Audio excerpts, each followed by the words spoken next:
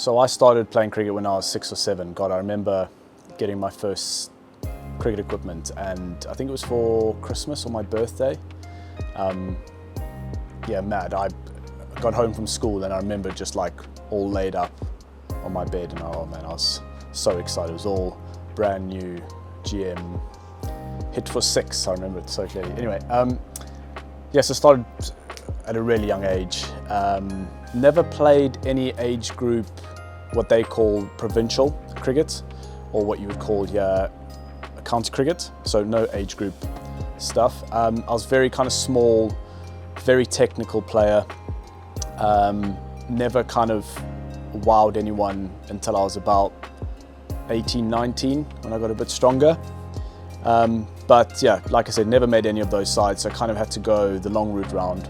Came over to the UK when I was 18, played for Clevedon, who I now have done a bit of a loop around and playing for again. So they're almost like a second family to me now, which is quite nice. Yeah, so came over when I was 18, absolutely loved the UK. Knew I was definitely going to come back once I finished my degree back in South Africa. So in saying that, I went back for 4 years, played for the University of Pretoria. They had an academy there, which I played for, and that kind of that was basically the difference in my career, I'd say. That was kind of when I started to come into my own, started to kind of get stronger, better, started to develop that self-confidence and know that actually this is something that I can do. But knew I had to get a degree first before I came over again. So yeah, 2015 I made the move to the UK. I got in touch with an agent who got me at a club in Suffolk called Woolpit. So I played there for about 3 or 4 months, whilst I was trialling around. My agent at the time got me a second team trial at Kent. It was against Yorkshire Twos, and it was against Liam Plunkett. So he opened the bowling, I opened the batting. Ended up making, I think it was 146 or something like that in first innings, and 60 odd not out second innings. And yeah, just almost like unleashed the shackles from then on. I ended up making, I think it was 800s in 10 weeks. Got signed within 3 months, hence why I only played for Woolpit for 3 months. Moved down to Kent, and yeah, signed my first professional contract. Played the last 3 championship games of the season. Yeah, and then played there for 6 years until the COVID season, where I went on loan to Durham as Kent. Unfortunately, at that time, there was a lot of uncertainty, and they only offered me a 1-year extension.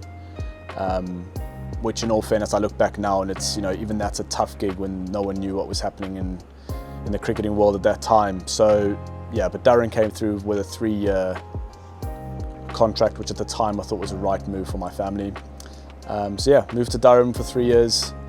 But at that time I had my firstborn, my daughter, which her and my partner were living down south in Kent, and I was obviously living up north in Durham, and yeah, just way too far.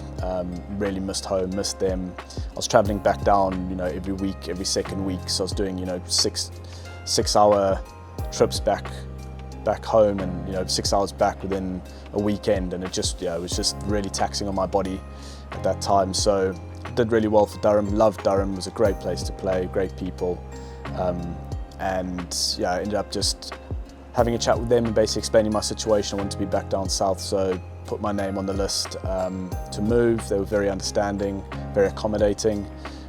Somerset came through, and yeah, the rest is history. You mentioned initially coming to England and moving to England as just basically a teenager. Did you move on your own, and was that tough for you to do? I love it. So I'm a massive advocate for change. It doesn't scare me. So when I was 18 and I came over, that freedom, that independence is kind of what set me alight. It allowed me to spread my wings and really kind of fly, if you want to call it, for the lack of a better metaphor. But yeah, I flourished under those circumstances instead of like missing home, wanting to go back. The comfort of my mom's food, that kind of vibe. So yeah, I really enjoyed it. That's why, I mean, I guess I've played at 3 different clubs now, and you know, it doesn't scare me. That I quite like it. It you know, reignites the fire, pumps up your tires a little bit, and yeah, I quite like that. So now you're at Somerset, you've done all those things in your career, you've made it through adversity, you've made it through coming to the UK without a contract and not knowing where to be. What inspired your move into sports psychology, looking at things post your career? So I remember clearly I was having this conversation the other day with someone from Cleveland, because obviously I was 18, this was before I started studying, and they asked that question, how did I get into sports psychology? And I remember sitting in the house that I was staying in at the time, and I was deciding what degree to follow, because at that time I'd already taken a gap year, so I kind of needed to get my bum into gear, and it just sprung on me. I was like, oh, sports psychology, I can kill 2 birds with 1 stone. I can, you know, help my own mental processes whilst helping others. And looked into it and it was like, no, it's going to be about a 7-year process. And I was like, absolutely not. No. So that quickly went out the window, and ended up doing more of like a psychology BA degree when I was back in South Africa. But I didn't finish my degree in South Africa. It was probably quite a crucial bit of information there, which it's quite weird how things happen for a reason, because it allowed me, so I then got 5 years to focus on my cricket when I came back to the UK, and then I had about 1 more year left before I lost all my credits from South Africa and had to basically start again. So I was panicking a little bit, but ended up finishing my degree through the Open University, and got the opportunity to study sports psychology as a module, and loved it. And I was like, this is definitely what I want to do. So ended up doing that, finishing my degree, and then went straight into my master's from there. So what would be the advantage for you as an individual of being clued into sports psychology? Obviously in sport in general, but specifically cricket, that psychology is a massive part of the game, and a lot of people say it's more important than some physical attributes. For you, how has it helped you having a bit of an understanding of your own mind within your game?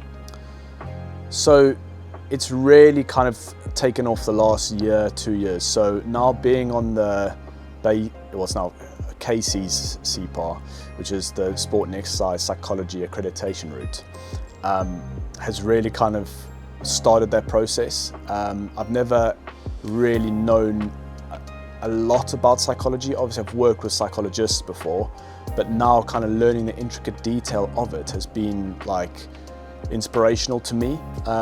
So, I mean, I guess the different approaches that you get in psychology, you know, it varies from like CBT, ACT, REBT, those stuff, and you know, the list goes on, but those are the most common ones. But I always thought psychology was more about the CBT, so the cognitive behavioral therapy of the mind. But as soon as I got introduced to ACT, which is acceptance commitment therapy, it just kind of opened doors for me within my own career. The common question you get asked is, how often when you're under stress, under pressure, you know, struggling for runs or whatever, do you try and stop, manage and control your emotions and your thoughts? Because that's what CBT tries to teach you. Now, in that situation, a lot of people will say, I try but I fail, or it doesn't work for me, or I get to the point where the issue becomes bigger than it is because I'm trying to stop it, so it grows. And that acceptance of your emotions and your thoughts almost allows you the freedom of actually playing alongside your anxiety, or playing alongside, you know, those negative thoughts, because you get to a place where you can accept them for what they are, and instead of getting rid of them by changing them and stopping them, you diffuse them. So you just take them, they're still there, but you just diffuse the effects they have on you. And that's been really eye-opening for me in my career. You know, I've obviously wanted to take off a lot in red ball cricket at Somerset, and I haven't really done that yet, as of yet. You know, obviously it's still a very long season, hopefully I get another opportunity, but in the past that would really have affected me. You know, it would have really kind of hit home. I probably would have panicked a little bit, you know, and ended up having a terrible year. Whereas since starting this process, having that acceptance around that and trying to control the process, control what you can control, has helped. You know, it's helped me perform in white ball cricket, because then I I see the opportunity of that format whilst the other format's not going very well, for instance, and that acceptance around that has been really helpful. Do you think there was times in your career, either growing up or earlier in your career when you were already a professional, that knowledge would have benefited you? Is that obviously in recent times that you've now got that knowledge and you've got that wealth of information, do you look back on things in your career and you go, I really wish I knew this then, and what the benefit of that would be to especially a young player? 100%. I've been working a lot with the academy, and I often sit there and think to myself, I wish I had this when I was this age. You know, these players are coming to me and opening up to me and trusting me, and the advice I'm giving them, you know, obviously coming from a place of research and you know, not just a place of my own opinion, because that's not how it works, but that understanding has, I mean, I've already seen how it's made a difference in these players, and you know, I wish I had that when I was that age. And you know, there's a very big misconception in psychology that you only use it when you've got problems or you've got issues or you're dealing with, you know, adversity or anxiety or something. But that misconception is what leads people down a path that they don't want to go down. You can use psychology in a way to enhance your performance. So I speak a lot to these players about how when they're going really well, you know, to reflect on why they're going well and to understand and, you know, work together to understand how to make that even better. So if you're doing well and you're here, can we get you to here? You know, and really understand how you kind of work through that process, because when you're down here, you're going to wish you'd kind of remembered what it felt like to be here, to get back to where you were. So the misconception leads people down really kind of unwanted rabbit holes where, you know, they almost probably wish they'd worked on it when they were doing well. So yeah, I'm a massive advocate for it, you know, whether you're doing well, badly, just to kind of keep your mental state at almost like a level and be a little bit more present. Yeah, I started the business, SD Sports Psychology Limited, as a basis of a foundation, to give me a foundation once I transition outside of my career. You know, I'm one of those people that I believe massively in leaving no stones unturned. You know, I'm obviously 33 now. I'm not ready for retirement in any way, shape or form, but that day will come. And I have a family of 2 kids I need to provide for. And for me, it's really important that I kind of nail that transition, because I don't want to go from living this professional lifestyle to then kind of not being able to feed my children in a way, or, you know, be able to pay the bills. So it's about building that foundation for my family, really, of making sure that this company in the next 3, 4, 5 years, however long I've got in my career, kind of really becomes robust. And all I have to do is really just, you know, say thank you to the cricketing gods for what they've given me, and just walk into something that I feel comfortable, confident, and know that I can make a difference, and not obviously be stuck behind a desk 9 to 5 trying to feed your family from payslip to payslip. You can actually feel a bit more confident in what you're doing.